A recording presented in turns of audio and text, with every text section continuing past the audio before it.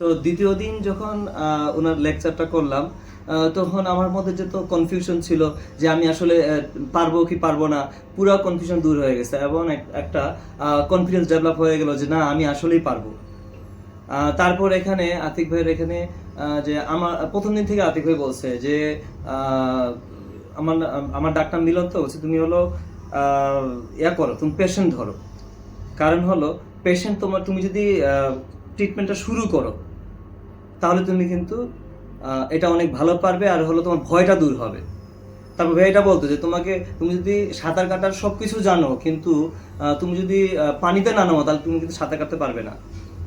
তো আসলেই আমি তৃতীয় লেকচারের দিনে আমি একটা পেশেন্ট কথা মানে ট্রিটমেন্ট শুরু করছি, এবং যে ভয়গুলা ছিল সব ভয়গুলো দূর হয়ে গেছে।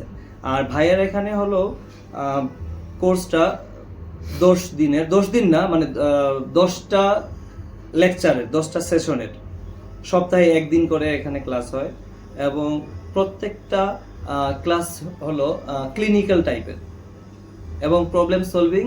আর এই যে 10টা ক্লাসে আমার মনে হয় না আর কোনো কিছু বাকি থাকে।